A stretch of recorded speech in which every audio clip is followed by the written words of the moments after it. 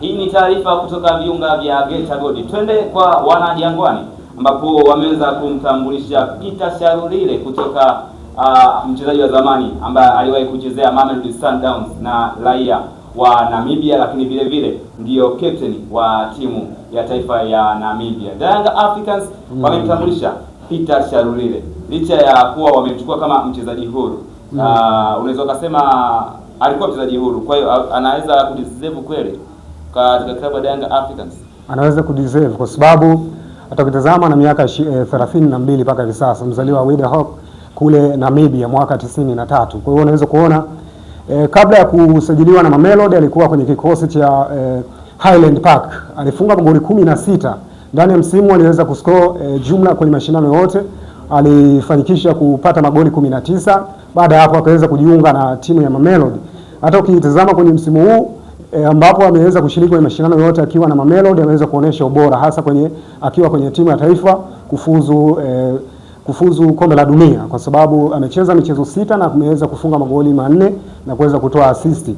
Jumla unaweza kumuona ni mchezaji ambaye ameweza kuisaidia timu yake ya taifa, lakini ukirudi kwenye ngazi ya club ameweza kucheza michezo 13 na ameweza kufunga magoli 3, lakini hana assist yoyote ndani ya ligi kuu ya South Africa. Lakini kwenye mashindano ya CAF ama klabu bingwa ameonekana msimu huu kidogo ni changamoto kwake kuweza kupachika mipira kambani, kwa sababu ana assist moja tu, lakini hana goli lolote kwenye michuano ya AFCON ya Afrika, akiwa hana goli lolote. Lakini vile vile kwa kuangazia tu ya Peter Shalulile anasajiliwa katika viunga vya Young Africans. Young Africans moja kati ya timu ambayo ina washambuliaji wengi.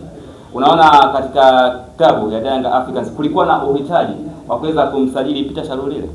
Yes, kuna uhitaji kwa sababu ukitazama Young Africans sio tu kutengeneza jina kwenye ligi kuu ya Tanzania, pia wanaelekea kwenye mashindano ya Afrika. Wana washambuliaji zaidi ya 4, na hata ukitazama zaidi washambuliaji wote 4, mtu ambaye ana uzoefu zaidi kwenye mashindano ya Afrika unaweza kumzungumzia ni Peter Shalulile, sababu msimu wa mwaka 2022-23 aliweza kuchukua ubingwa wa Super Africa, ambapo alikuwa ni miongoni mwa washambuliaji muhimu sana kwenye eneo la ushambuliaji. Hata msimu ambao wanachukua ubingwa wa Afrika alikuwa ni miongoni mwa wachezaji bora sana kwenye eneo la ushambuliaji.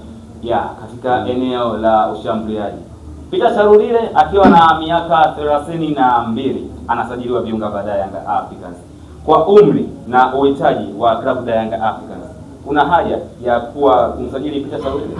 Kwanza naweza nikasema katika usajili ambao Yanga wameutikisa mwaka huu ni wa Peter Shalulile, kwa sababu ukiangalia Peter Shalulile ni mchezaji bora Afrika, mchezaji ambaye amefanya makubwa katika klabu ya Mamelodi na timu yake ya taifa ya Namibia.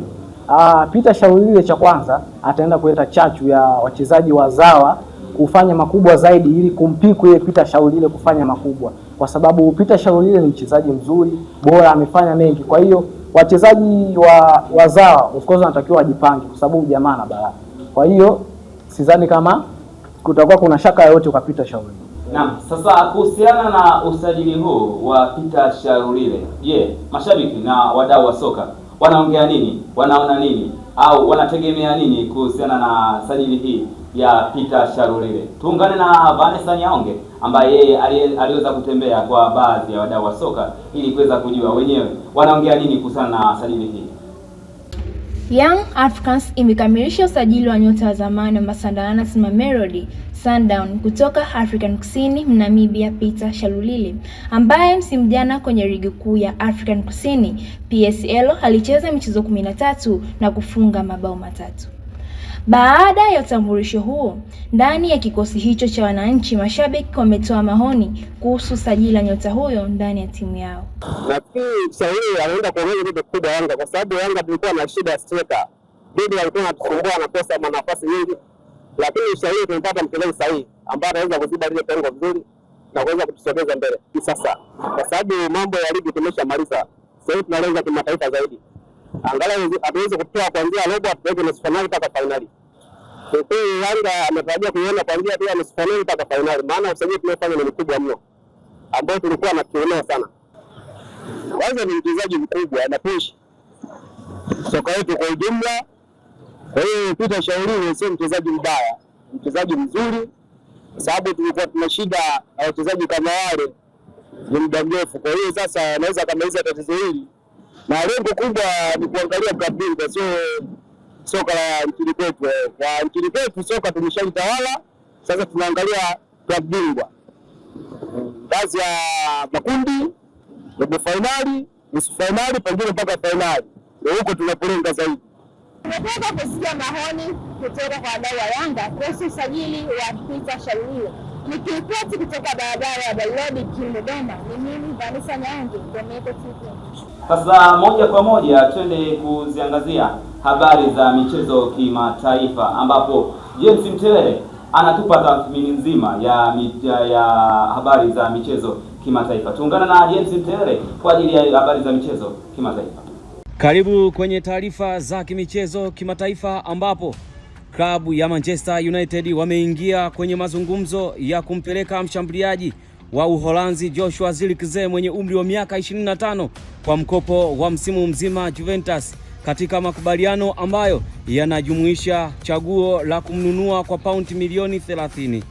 Nayo klabu ya Leeds United wamejiandaa kukubaliana na mkataba wa paundi milioni 40 ili kumsajili kipa wa Uingereza James Trafford mwenye umri wa miaka 23 kutoka Manchester City.